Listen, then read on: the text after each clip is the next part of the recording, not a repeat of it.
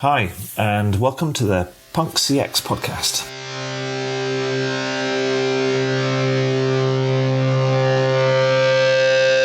My name is Adrian Swinsko, and I'm an advisor, best-selling author, speaker, and general explorer when it comes to customer and employee experience.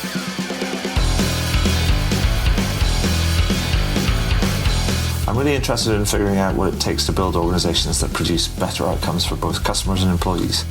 So with that in mind, I seek out and interview CEOs, entrepreneurs, business and tech leaders, authors and academics to uncover some clues about what it takes to build such an organization. Now, some of you may know the podcast as the Rare Business Podcast, but I decided to rename and rebrand the podcast recently. This is for a number of reasons. First one was to mirror the title of my book, Punk CX, which was published in June 2019. Two, because I'm a fan of punk music. And three, it's just more fun, right? Anyway, if this is your first time listening to one of these interviews, then hello and welcome. And please do dive into the archives at adrianswinsko.com, as I've now completed over 300 of these interviews in the last few years. If this is not your first time listening, then welcome back and thank you. Anyway, that's enough from me right now. Let's get into the interview.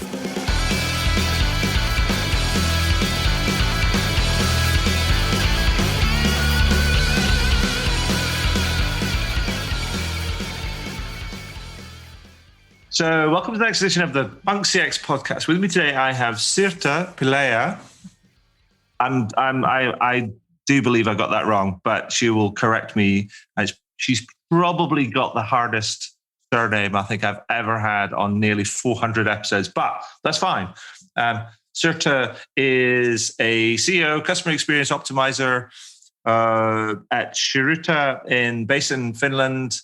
That is an agency that operates globally, helping people improve their service and experience. She's also the head of CXPA in Finland, a best-selling author, just a general overall big noise experience advocate. Sirte, welcome to the podcast. How are you doing? Thank you. Thank you so much for inviting me. I'm doing very good. Excellent. Happy as one can be.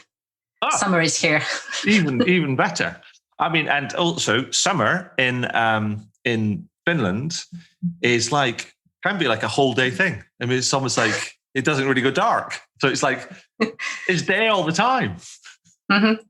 Almost. We're talking the northern parts of Finland where the sun doesn't really set at all over the northern circle. The top end. Mm-hmm. So anyway, Sirte, for the benefit of our listeners and also some of the folks that might read the highlights that we put together after the podcast, can you tell us a little bit about yourself and also about the work that you do? Of course. So my purpose in life is to make people happy, really. Coming from the happiest country on earth, I see that not just as a privilege, but almost as a mandate that I want to spread that happiness to everybody. So I do have a background in journalism, very deep background.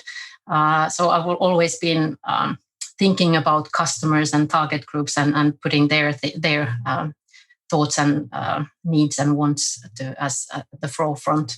I used to work for the Finnish broadcasting company, YLE, Radio France International, and when I was doing studies in Paris and some local radio stations over here. And also I did a long time career at the Ministry of Education, Science and Culture here in Finland. And then I was recruited by YLE, the Finnish broadcasting company, and we did the first intranet in Finland. Basically, must have been one of the first intranets in the world because we were quite early at that. And after that, I got headhunted to Accenture. Used to be Anderson Consulting at that time still, but it was the Internet Center of Excellence. So a very, very fine name for that business unit back in the time when mobile meant WAP, if you still remember those things. Yeah, I remember the days of WAP. Blimey. Yeah.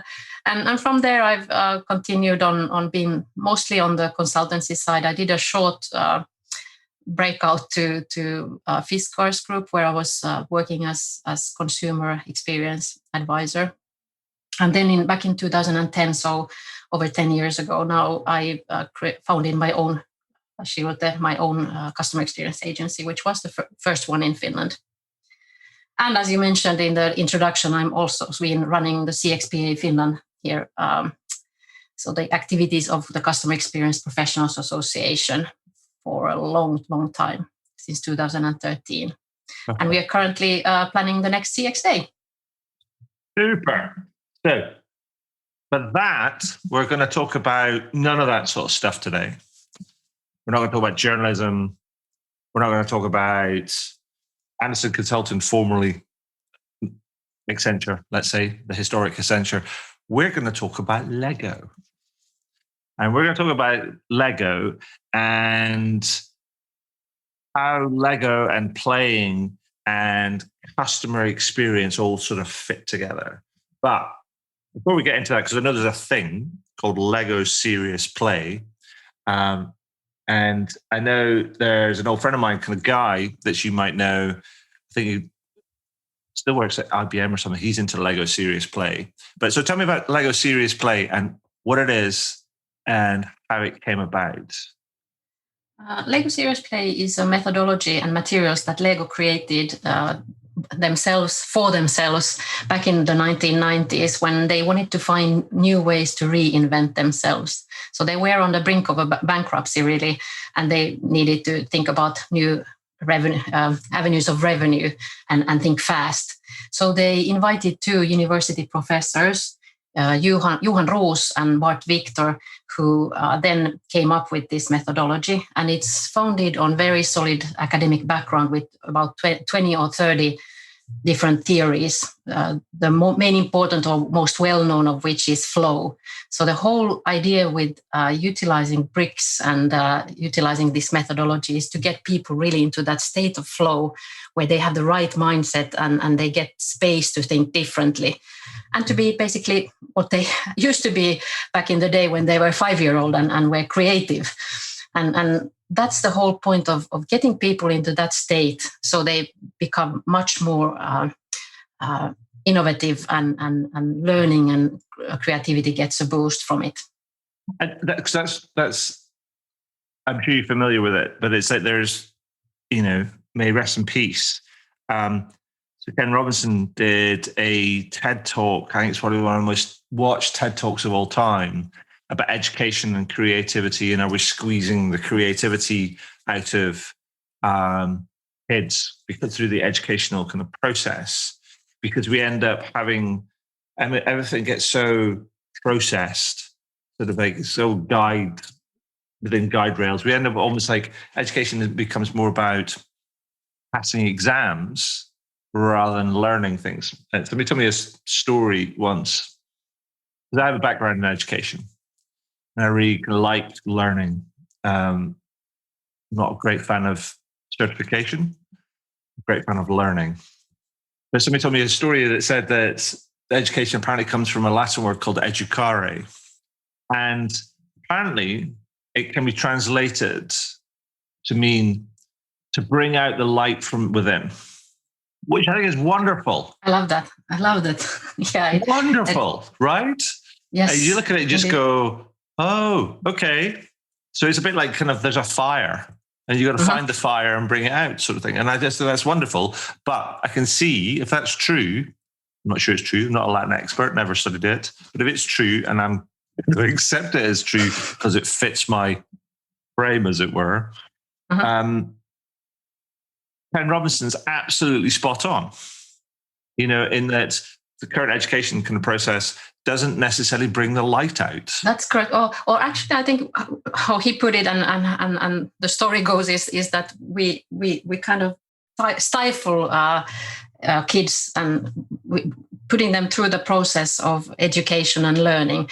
Is that when they are those 5-year-olds, they still play, they are creative, they have all the imagination, and the sky is the limit basically.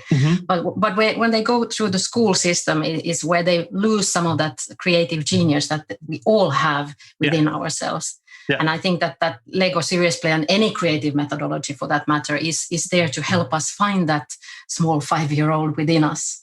And, absolutely. And become enlightened again in a way. Absolutely.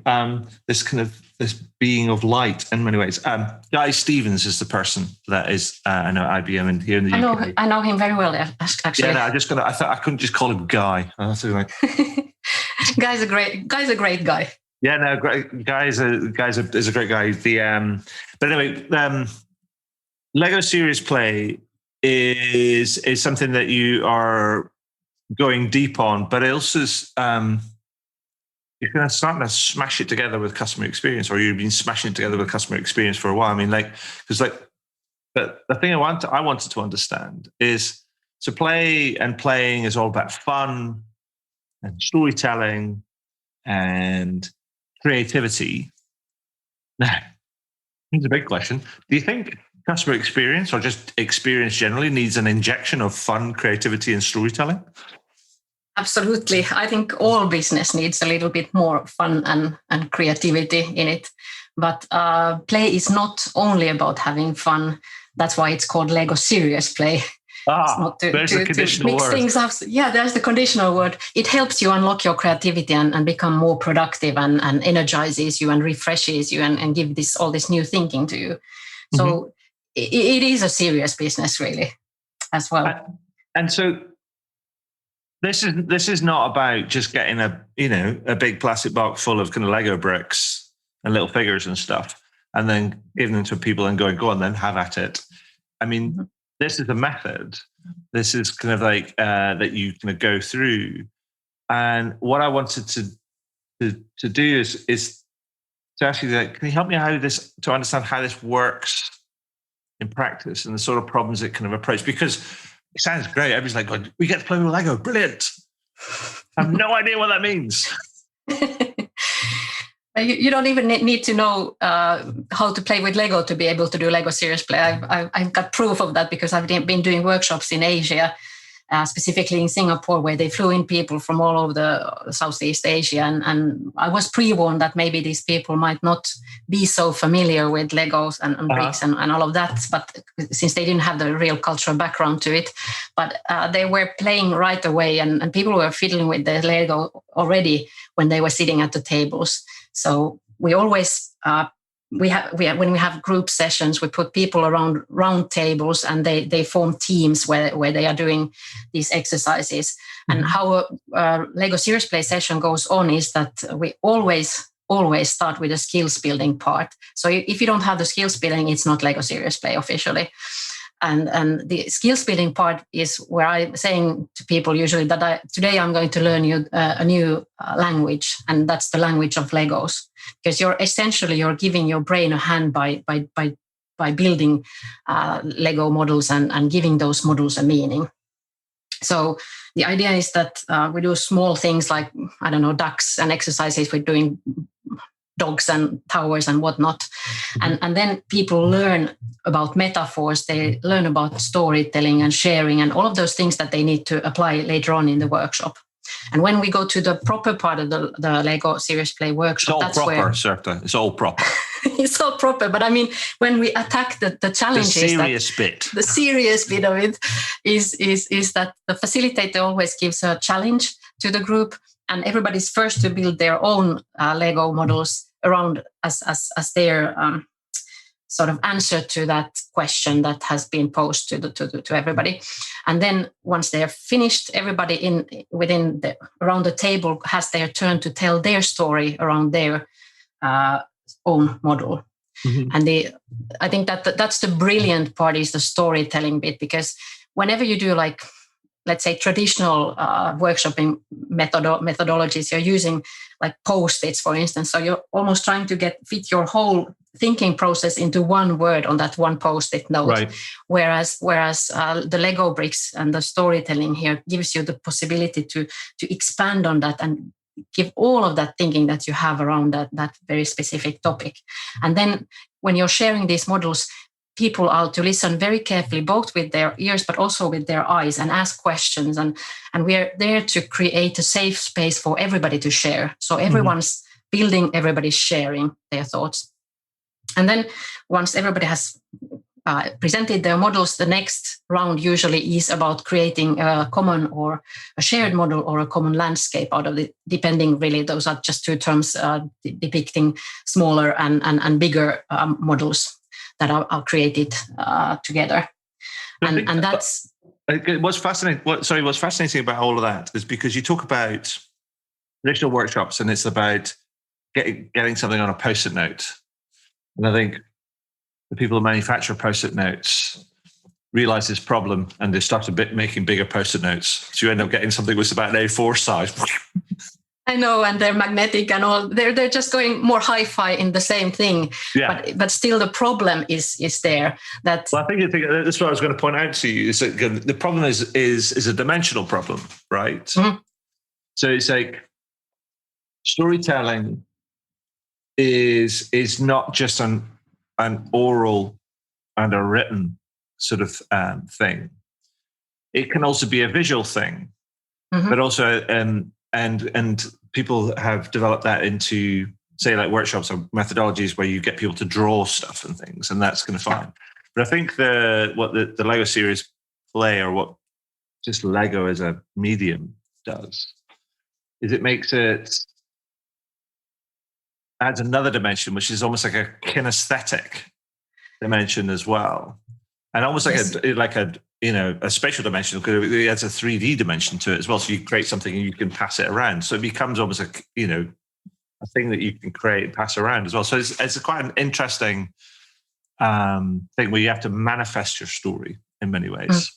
Mm. And not just 3-dimensional, I mean, almost 4, because I've seen these guys, you don't have to be this skilled a builder to attend a Lego Serious Play workshop, but sometimes there are people who are really into Legos. They are almost these adult fans of Legos, AFOLs, and they create all these mechanic things that are moving, and if you have a lever of some kind, you can do things.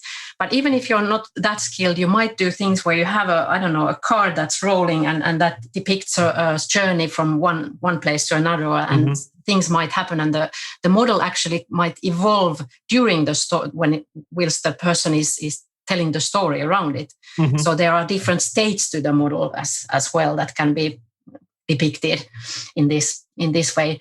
And I think that having this tactile, the feel, as you said, of the Lego bricks is so important for us nowadays, because we are so much sitting behind our screens that I really wanted to introduce something that is more, physical, more you're in it, and you're really, we call actually Lego Serious Play sessions, they are also these almost standing meetings, because people, they tend to, after 15 minutes of play, they tend to start getting on their feet and moving a lot around their models and when they're explaining them and all of that. So mm-hmm.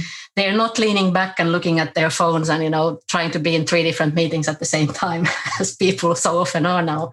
Well, it becomes a quite immersive thing, right? It does. And that's the whole point of, I was mentioning flow earlier on, is that you're really given a challenge that is suitably challenging to you, so that it's not like boring, but it's just goes over the limit that it makes it interesting for you, and you want to kind of delve deep into it, and you're totally in it. So I regularly get people from my workshops after the workshop that they are saying that they've never given so much out of themselves during a workshop, but they feel still so happy and energized about it, even though they are totally like having run a marathon or something, mm-hmm. but still they're happy about it. Yeah, no, so tell me about, so you talk about the kind of the stages, so the skills building, and then there's the kind of the next is around about building the models. Yes, kind of like, yes, actually that's where you got me off track, but there are other parts to the workshop as well. So after the common model is created, the idea there is that we're really giving everybody everybody's opinions are equally valuable. So everyone's models get built into the common models, and the group is to then create a common story around the model that this depicts everybody's views and ideas around the topic. Mm-hmm.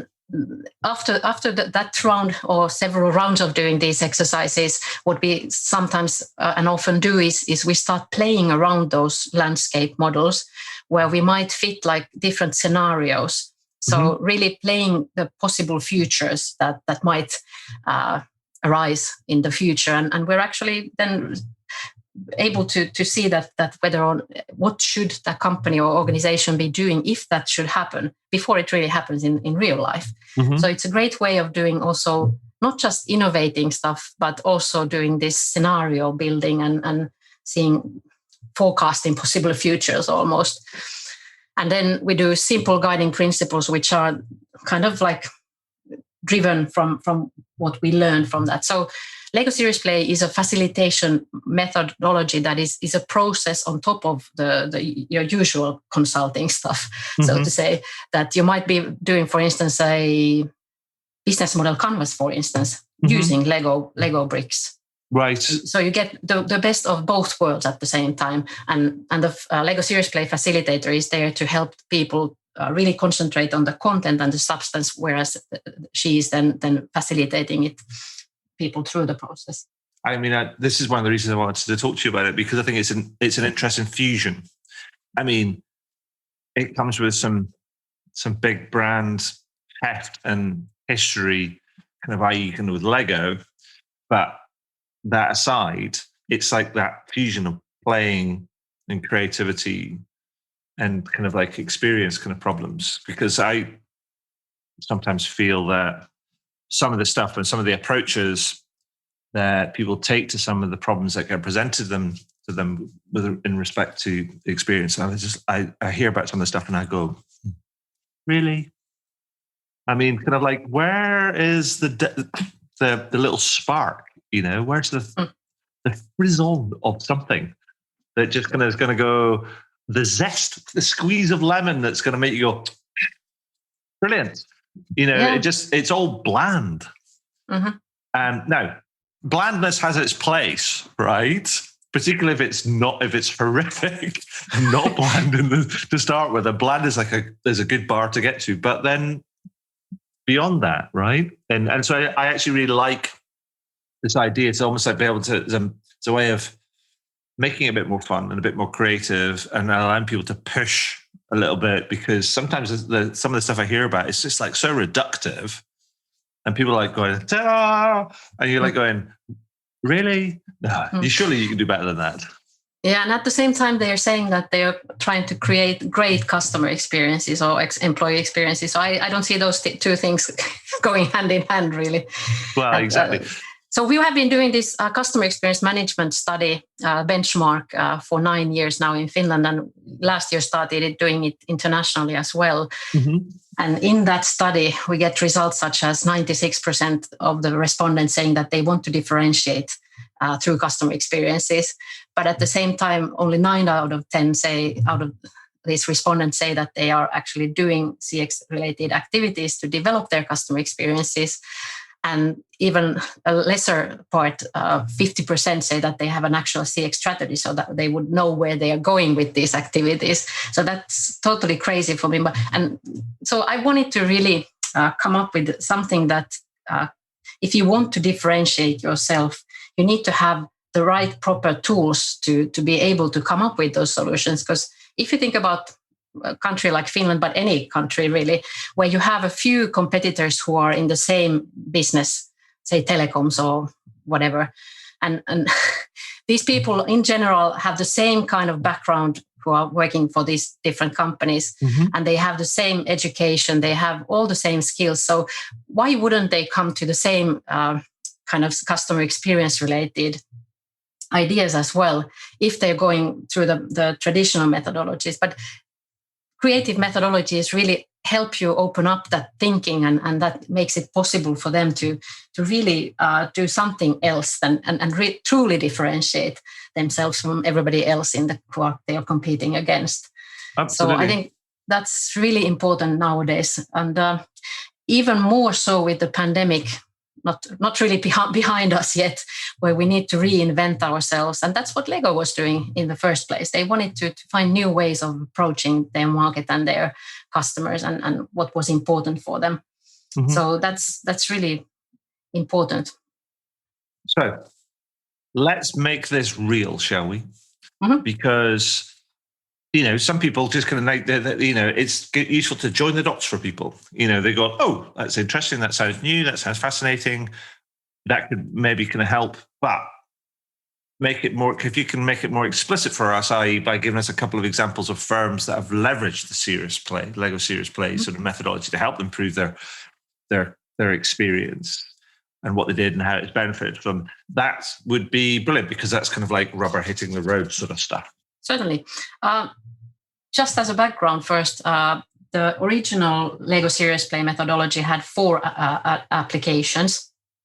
They had real-time strategy, real-time identity for teams, and real-time identity for employees. So those 2 are really for team and employee development.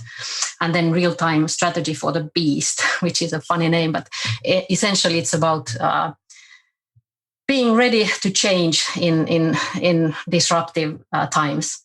And Johan Roos and our partnering company Interface have been now creating the LSP 2.0 methodologies, which are really about this change readiness and making things change and being trying to be fast to make these changes within the organizations.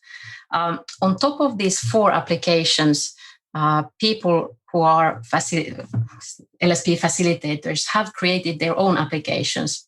So it's an open source methodology. And that's why we have created CX Play, for instance, which is really putting the Lego Serious Play methodology into the use of creating better people experiences, whether it be customer experiences or employee experiences. So as concrete examples of what can be done could be anything that you would do to develop your CX strategy, your personas, your journey mapping, experience design as such, even prototyping. And I know that, for instance, we have been a little bit sampling with or trying it out. But for instance, the Cirque du Soleil, the circus company, they have used Lego Serious Play to with their focus groups when they were asking for feedback from customers. So it can really be applied to many things, including customer understanding and voice of customer and all of that. So it's not just creativity. Often you think about it is like it's the same thing as innovation. Not necessarily so. It could be just finding the background information for journeys and from customer feedback. I think creativity is ultimately about expression. It is. And I think that there are like 50 different examples that I've given in the book that you mentioned in the beginning, the customer experience too, that what we have been doing with it. But to give you 2 really practical examples of our reference clients, we have been doing with, for instance, Nordea Life. So Nordea is the largest financial services group in the Nordic region and actually one of the biggest banks in Europe. So Nordea Life is their life assurance company.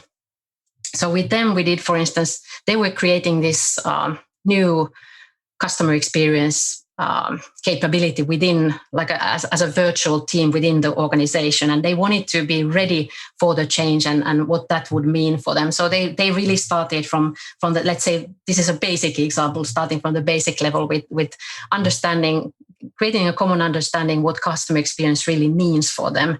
Right. What are the customers that they need to be serving? What are their customer journeys possibly?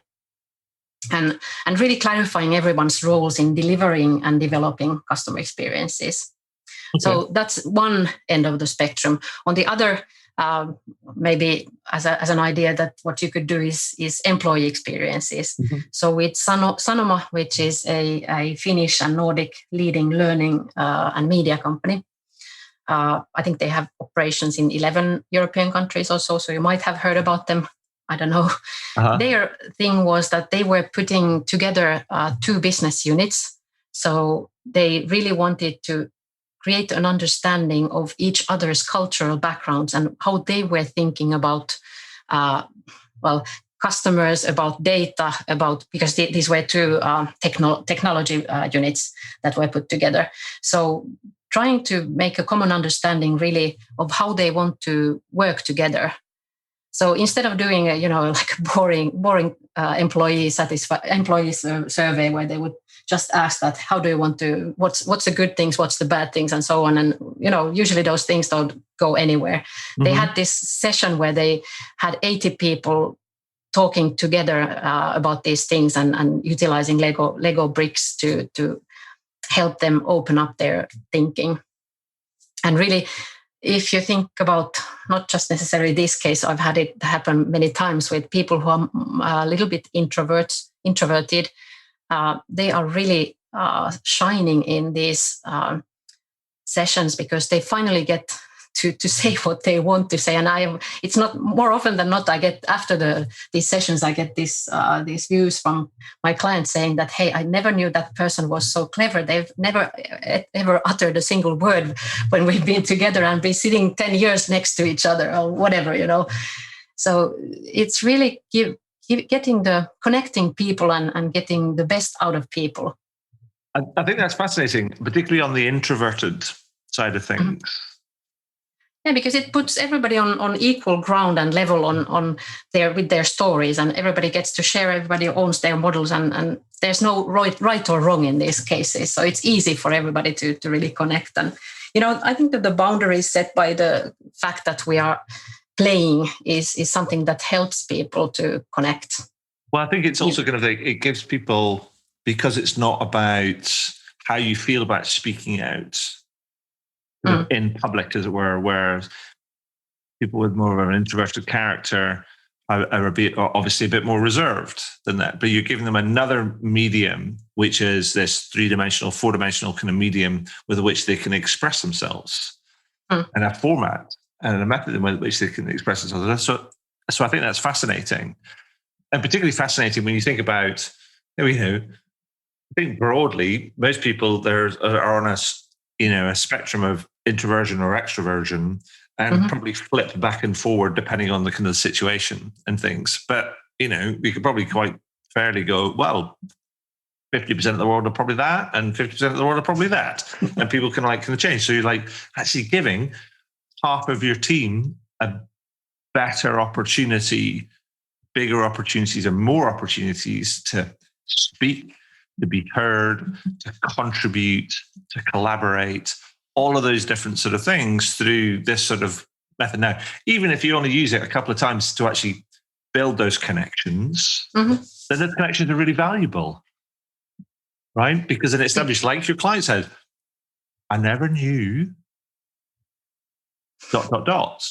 Whatever the answer might be, I never knew about that person. I've sat with them for 10 years. So that's brilliant. So I mean, I love that. I think that's really kind of good, because it's it is about breaking down kind of barriers and opening up channels in many ways, but through a medium of play and storytelling.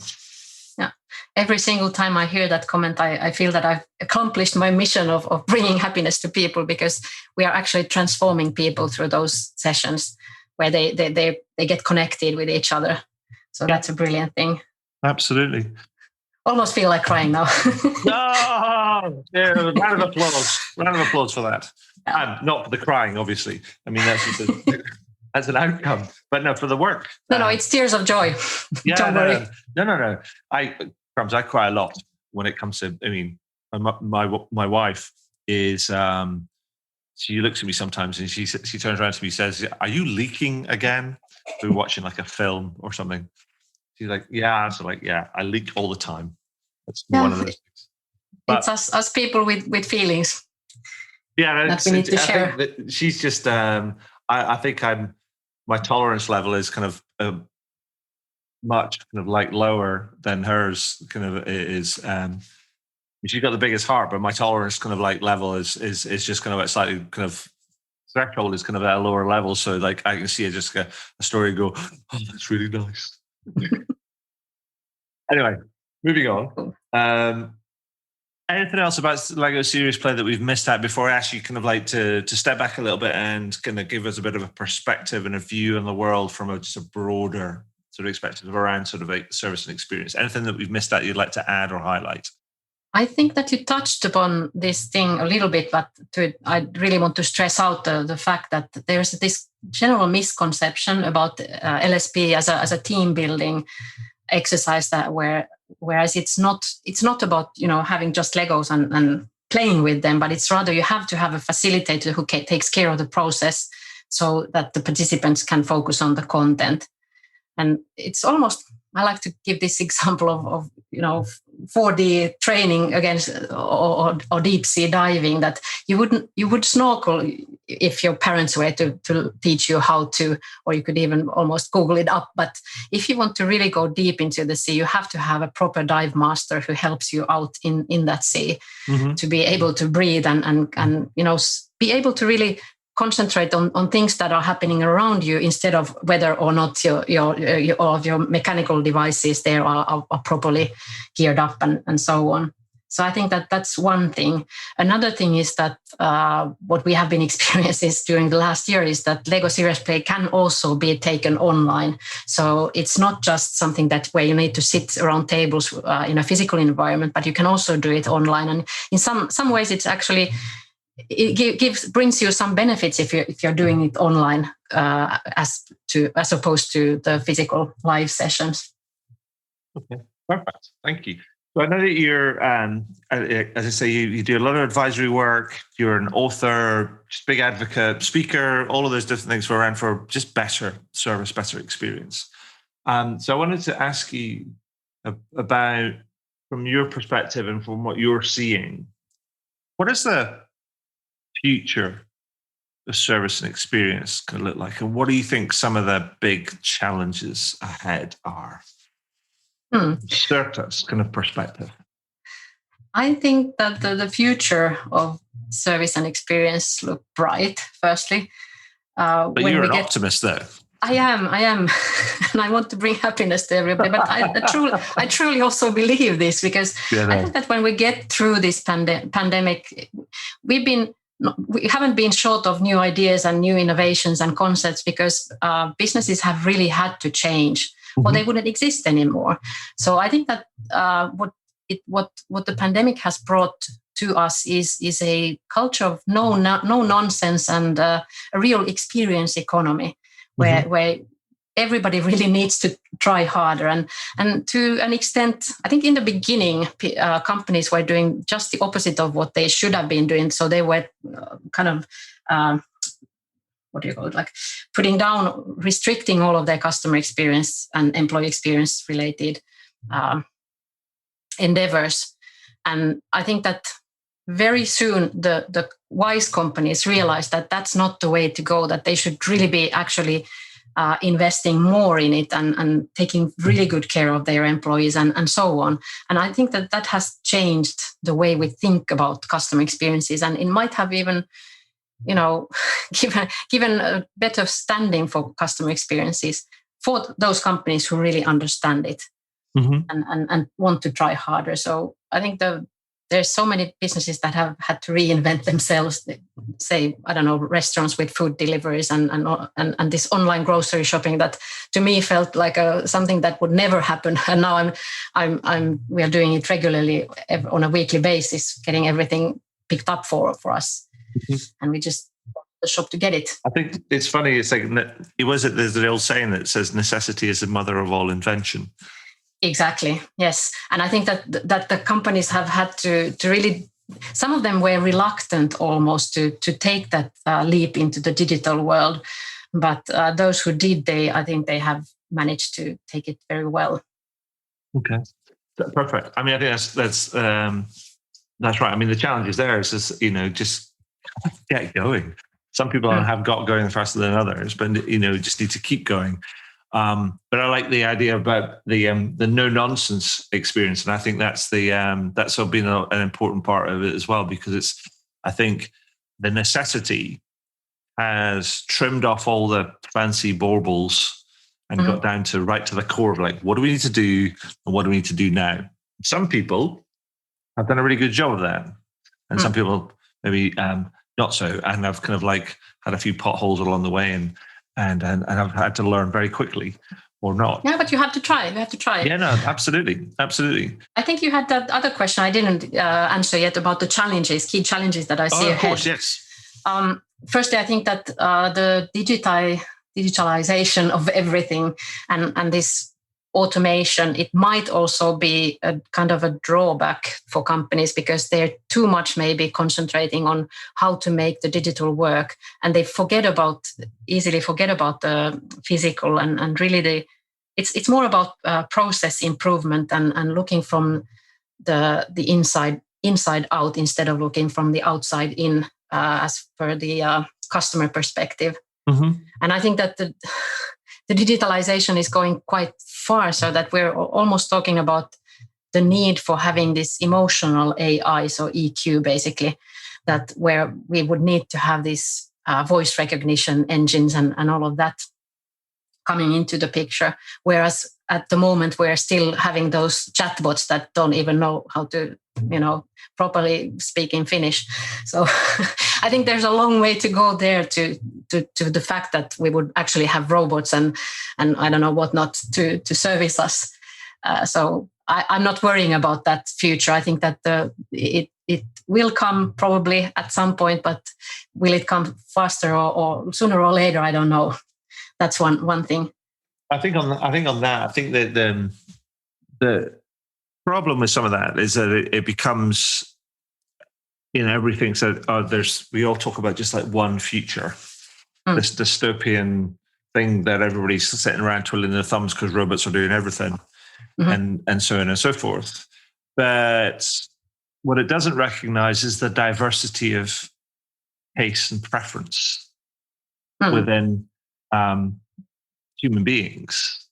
And some people our propensity towards being contrary just because it suits us.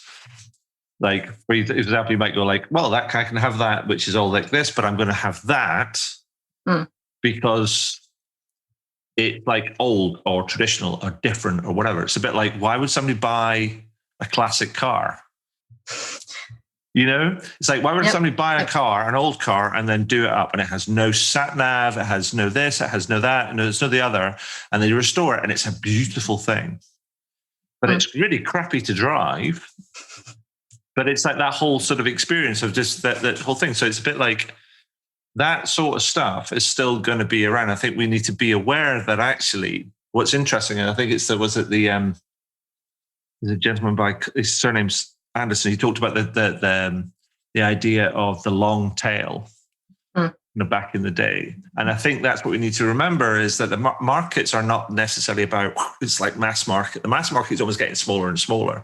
And actually tastes and preferences are developing. And I think that's the thing that we need to realize, is that actually different groups of people will want different things. And you've got to find where those differences are. Because if you take this, again, a bland approach to it, then it's not differentiated. There's always going to be the aficionados of this and that. So we need to really think about that customization and the market of one, basically. Yeah. That brings me to my second challenge, I think, is the what is very concrete for the practitioners at the moment is proving ROI and making the case for CX or EX for that matter, because we see it really well that if we're not talking the same language as everybody else on the management or leadership team, we're never going to make any of those CX activities come to life, where we would come to make personalization and experiences that are much more tailored to the needs of our customers. So if you don't even get that first investment in it, or those investments are 100,000 instead of 10 million in those cases. So that's something that we need to, as CX practitioners, learn, is how to make business case calculations about anything and everything we want to do, and not just say that this will get our NPS 10 points ahead, because that's not going to speak you're not speaking in the right terms to people who are more looking into the financial terms and financial points of view. Absolutely. I mean, improvement in a score is one thing. The bottom line or hard business return metric is where it's at. And I think, yeah, you're absolutely right. The experienced profession has to get much better. Well, quantum levels of better.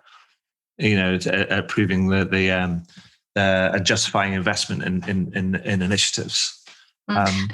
And it's also part of making people understand what's in it for me within the organization. So my third thing is about the CX transformation programs, is that where they often fail is because we are not able to prove to the rest of the organization that what is the worth in doing better CX. So there's always going to be those 10 to 15% who are, waving flags and yay, let's go for the customers.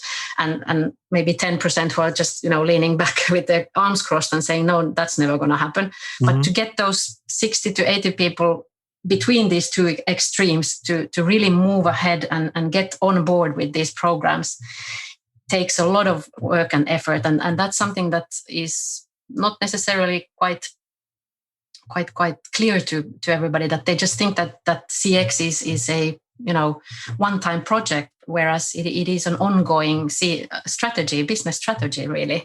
No, absolutely. You can have some people talk about it as if this thing is, and what they want to do is self-evident. But it might be self-evident to them, but they don't necessarily see it from other people's perspectives, particularly in an organization, because change in organizations, particularly in large organizations, is hard. Yeah. And there was there's the big McKinsey study that said 70% of all big change or transformation projects kind of fail. And some of the primary reasons why they fail is because they forget the people element and the communication and bringing people with you. And so they end up, most change projects fail because they try and do stuff to people rather than getting people to do stuff. Yeah. They need to own the CX at every level of the organization. Mm-hmm. And that's Absolutely. Actually what I wrote about in Customer Experience 3 book is like how to bring this CX transformation into life, and where you need to start and what are the different steps to get there, like five steps to happiness, basically. There you go. But it certainly isn't that easy. But at least if you have a framework and common framework for within the organization and everybody on the same level, basic level of things, that helps you out in creating those great people experiences to come into life. Absolutely. So, Sirte, if we were to boil this down, and I was to say to you, tell me to go do one thing. If I want to improve my service or experience that I deliver to our customers, let's say, and you were like going, Adrian, do this. What would the do this be? Well, coming from a Finnish cultural background, I think the most important thing is being genuine, really. Truly listening to your customers and your employees and always trying to do the right thing. And I'm saying trying because you might not be able to do it for different constraints, but at least try, because people will appreciate you trying and trying your best. That's always being genuine and all of that is something that people are going to look positively to. Perfect. And so to round off, I want to ask you 2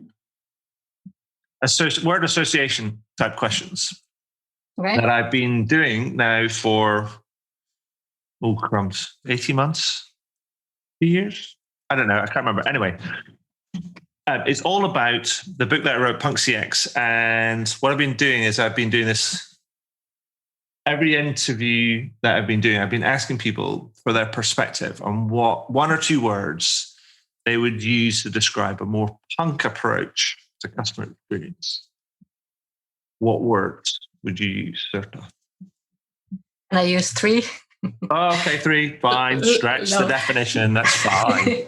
No, I would say Lego serious play, but to put it into one word, because I hate those post-it exercises. As I said, I hate those, but still, creativity I think is the key element here. That you need to think out of the box. You might actually find your customer from the box of Lego bricks and bring them out to the world. Perfect. Creativity. Love it. And if I was to ask you to tell me or give me a company or a brand that you think epitomizes that sort of a punk CX ethos, what would you, what company or brand would you say? Well, the first company that comes to my mind is quite the obvious example is anything and everything Richard Branson does with Virgin, the airlines or any of these. But really what I do want to bring forward is a funny example that you might not have seen anywhere else in the world is the Finnish tax authority. So the people who collect our taxes. It's not by coincidence that Finns are very happy to pay our taxes, but they have put it like a they have leveled up their game now. So they've had all kinds of, I don't know who they've hired for their social media team, but they have totally changed the brand image.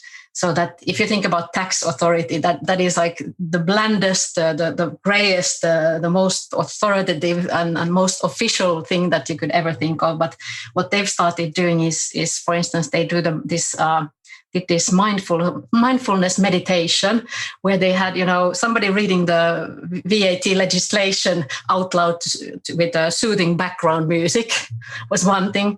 Then they had, I don't know how many unicorns running on their different social media campaigns. And the current one is the epic tax guy who is this, I don't know, guy who's dancing to retro Commodore 64 era music with with really bad graphics and done purposefully. And in general, they do very timely social media posts that take really an issue that is being discussed in the general public, and they somehow make it into their story and make a comment on it. And sometimes it has been some former presidents they have been picking on what they have said and some artwork in museums and all of that. And they somehow managed to put that into their general brand story. And that's a really good example of doing punk CX, I think. Nice. I like it. Mm-hmm. So, Sirte, thank you for that. Thank you for sharing your time and your insight and experience with us today. Telling us all about Lego Serious Play and also CX Play and how you've adapted that for a CX environment. That's been brilliant because I think the idea about injecting CX in with a serious amount of play is important. Mm-hmm. And so I just want to say thank you for sharing your time with us today. That's been awesome. Thank you. And if anybody wants to ask any questions, I'm on LinkedIn. You can find me there, or go to our site on shirute.fi or cxplay.fi. So I'm there to be connected. Perfect. Thank you so much. Thank you, Adrian. You're welcome.